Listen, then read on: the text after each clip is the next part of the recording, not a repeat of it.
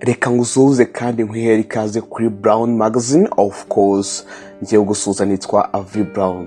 Ndatekereza ko wamaze kumenya ko aha ariho hantu wakora amakuru yizewe kandi ukaniga byinshi cyane cyane ku bintu uba udasanzwe uzi. So ni nayo mpamvu rero uyu munsi nkuzaniye ibintu bitandukanye bitangaje utari usanzwe uzi kuri Kigali Convention Center.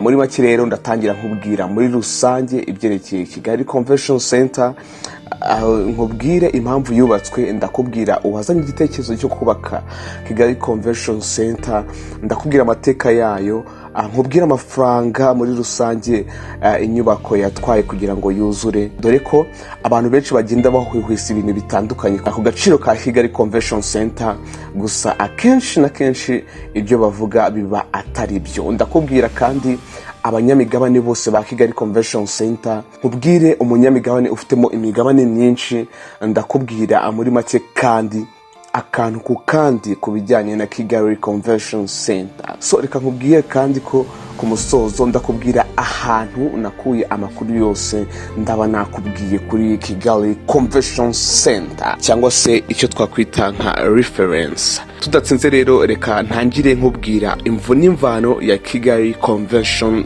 Center. Ubundi Kigali Convention Center abenshi mu Rwanda murayizi, nutarayigeraho rwose ndakeka yari ibonye no mu mafoto. Iherereye ku muhanda KN5 mu birometero 6 uvuye ku kibuga cy'indege mpuzamahanga cya Kanombe, naho no kuvuga ibirometero 7 uvuye muri gare mpuzamahanga ya Nyabugogo. Ahagana mu mwaka wa 2007 rero nibwo kampani 3 z'abashoramari zihuje zishyira hamwe ubushobozi zari zifite gahunda yo kubaka igikorwa remezo kinini cyane.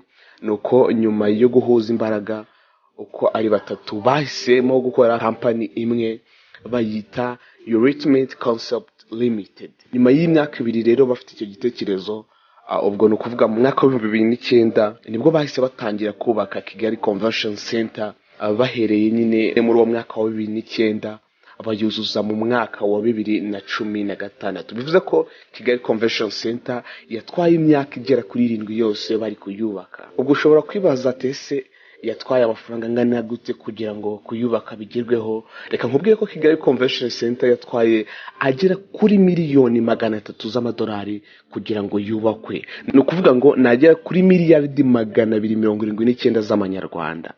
Ku bindi bintu utaruzi kuri Kigali Convention Center, reka nkubwire ko igizwe n'ibice 4 by'ingenzi. Icyambere ni hoteli y'inyenyeri 5 ya Radisson Blu Hotel, ifite ibyumba bigera kuri 292.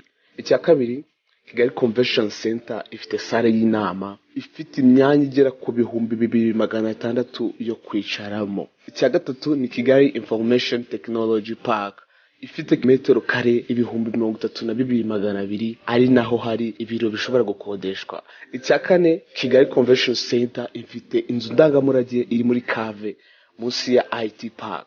Reka nkubwire ko ibyo bikorwa byose nakubwiye biri muri Kigali Convention Center yubatse kuri hectare 13 n'ibice 6.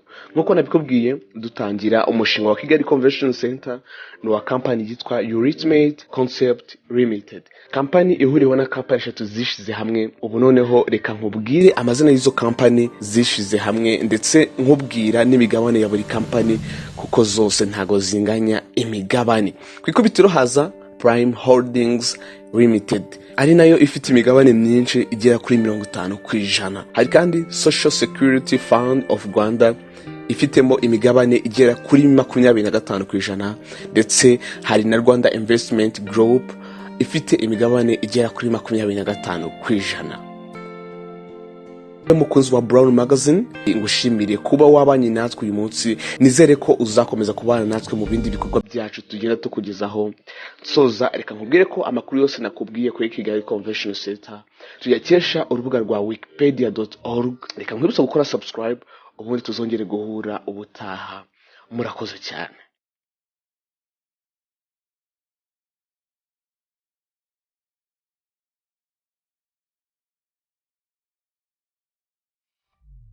will fly.